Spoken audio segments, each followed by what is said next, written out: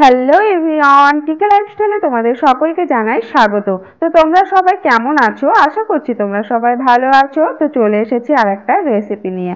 আজকে আমি তৈরি করব কুমড়ো আলু ভাজা। তো খুব সহজ একটা রেসিপি, আর খুব কম উপকরণ দিয়ে এটা তৈরি হয়ে যায়। তো চলো দেখে নেওয়া যাক আজকের এই রেসিপি। তো কুমড়ো আলু ভাজার জন্য 500 গ্রাম কুমড়ো নিয়ে নিয়েছি। কুমড়োটা ছিলে নিচ্ছি।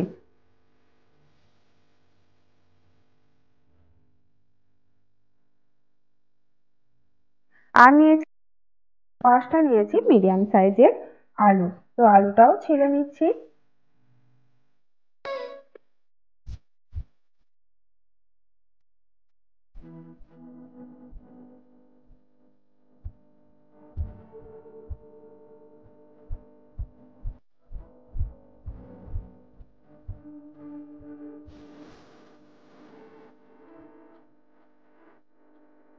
তো কুমড়ো আলু দুটো ছেলা হয়ে গেছে, এবার কুমড়োটা কেটে নিচ্ছি। তো কুমড়োটা আমি ডুমো ডুমো করে কেটে নিচ্ছি।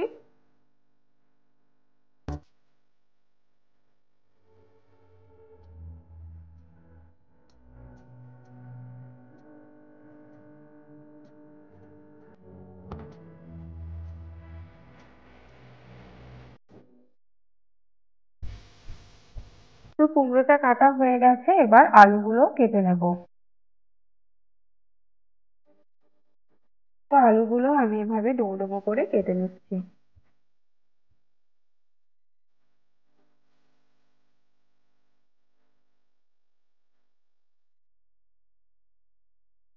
তো কুমড়ো আলু কাটা হয়ে গেছে, ভালো করে ধুয়ে নিয়েছি।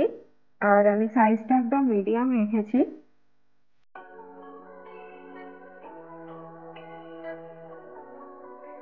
আর একটা পেঁয়াজ কেটে নিচ্ছি মিডিয়াম সাইজে।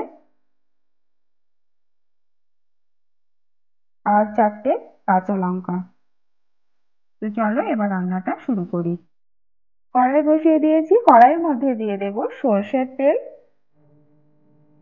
আর খুব কম তেল দিয়ে রান্নাটা করব। আর একটা তেজপাতা দিয়ে দিলাম, আর দেব হাফ চামচ কালো জিরে।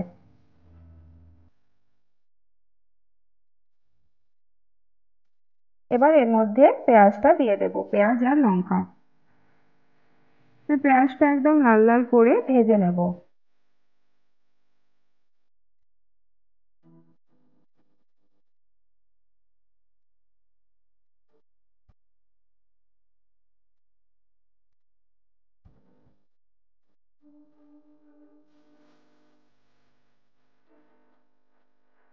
তো পেঁয়াজটা ভাজা হয়ে গেছে, এবার কুমড়ো আলুটা দিয়ে দেব।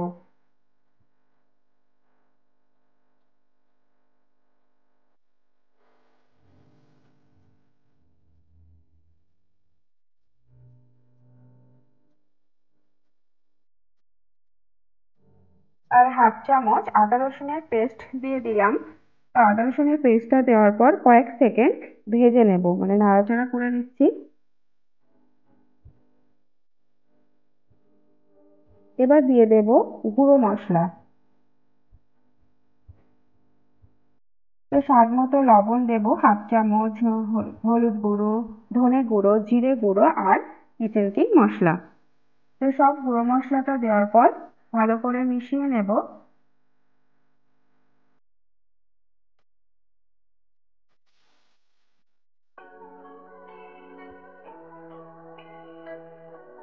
আর দিয়ে দেব লাল লঙ্কা, হাফ চামচ, ছোট চামচের।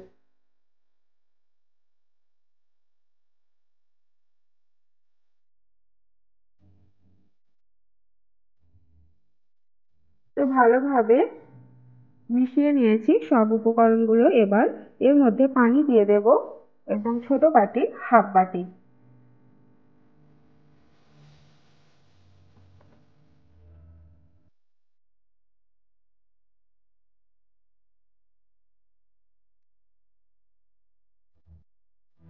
ঢাকা দিয়ে দিচ্ছি 5 মিনিট।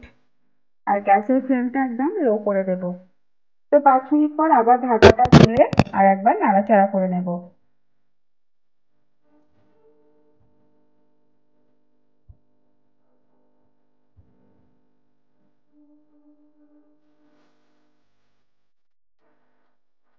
আবার ঢাকাটা দিয়ে দেবো 5 মিনিট।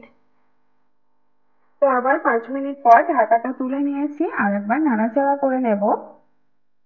কারণ আমি একদম অল্প পানি দিয়েছি যাতে নিচে লেগে না যায়, তার জন্য 5 মিনিট পর ঢাকাটা তুলে নাড়াচাড়াটা করে নিচ্ছি।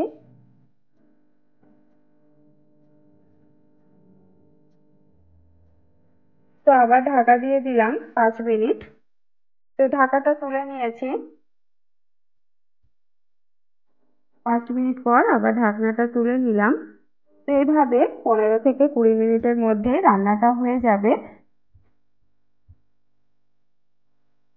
আর আলু কুমড়ো ভালোভাবে সেদ্ধ হয়ে গেছে।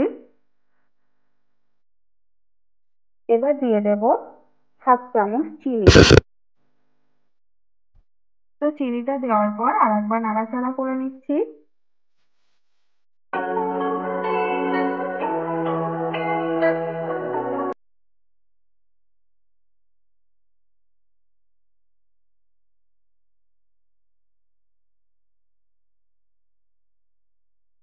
তো রান্নাটা হয়ে গেছে, এবার গ্যাসটা অফ করে দেব।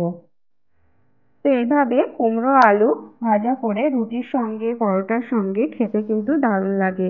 আর খুব কম উপকরণে এটা তৈরি হয়ে যায়, বেশি সময়ও লাগে না। তো তৈরি হয়ে গেল আজকের এই রেসিপি, কুমড়ো আলু ভাজা।